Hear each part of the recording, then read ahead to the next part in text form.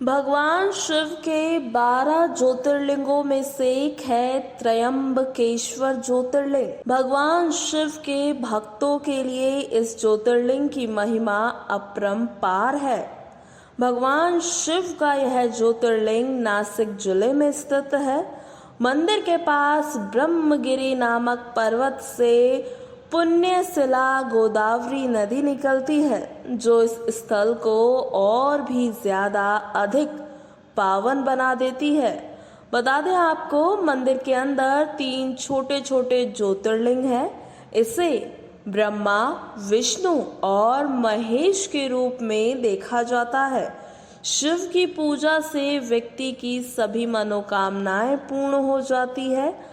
आइए आपको बताते हैं कैसे हुई भगवान शिव के इस ज्योतिर्लिंग की स्थापना।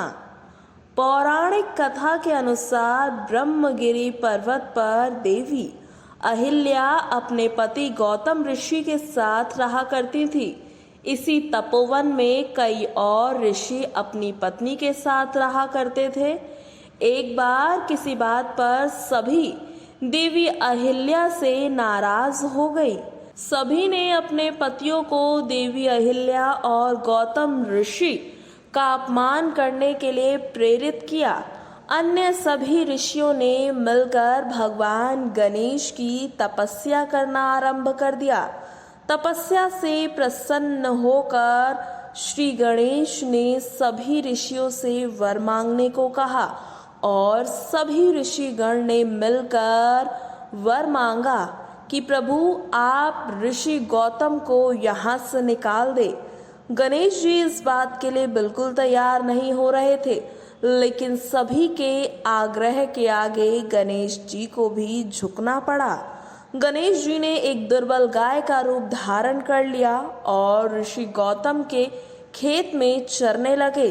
जैसे ही ऋषि गौतम ने गाय को पतली छड़ी से मारकर भगाना चाहा, वह वहीं पर गिरकर मर गई। सभी ऋषियों ने गौतम ऋषि पर गौ हत्या का आरोप लगा दिया। सभी ऋषियों के कहने पर गौतम ऋषि को आश्रम छोड़कर जाना पड़ा, लेकिन उसके बाद भी सभी ऋषियों ने मिलकर गौतम ऋषि का जीवन दूभर कर दिया। सभी ऋषियों ने कहा कि इस गौ हत्या के पाप से प्रायश्चित करने के लिए देवी गंगा को यहाँ पर लेकर आना होगा। सभी की बात मानकर गौतम ऋषि ने शिवलिंग की स्थापना करके पूजा प्रारंभ कर दी। गौतम ऋषि की कठोर तपस्या और भक्ति से प्रसन्न होकर शिवजी और माता पार्वती वहां प्रकट हुए।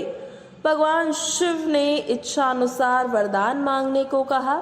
शिवजी की बात सुनकर ऋषि गौतम ने देवी गंगा को उस स्थान पर भेजने का वरदान मांगा। तब शिवजी ने माँ गंगा को धरती पर फिर से अवतरित होने को कहा। तब माँ गंगा ने कहा कि मैं यहाँ तभी निवास करूंगी जब आप अपने परिवार के साथ यहाँ पर लिंग रूप में निवास करेंगे। तब शिवजी ने माँ गंगा को तथास्तु कह दिया।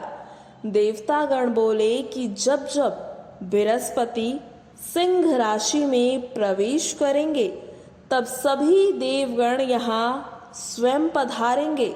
इस प्रकार से वहाँ गंगा गोदावरी रूप में विख्यात हुई और शिव जी वहाँ त्रयंबकेश्वर ज्योतिर्लिंग नाम से विराजमान हुए। तब से दूर दूर से भक्तगण इस ज्योतिर्लिंग के दर्शन करने के लिए आते हैं और पाप मुक्त हो जाते हैं। यहाँ शिव भगवान जी सभी भक्तों की मनोकामनाओं को पूर्ण करते हैं।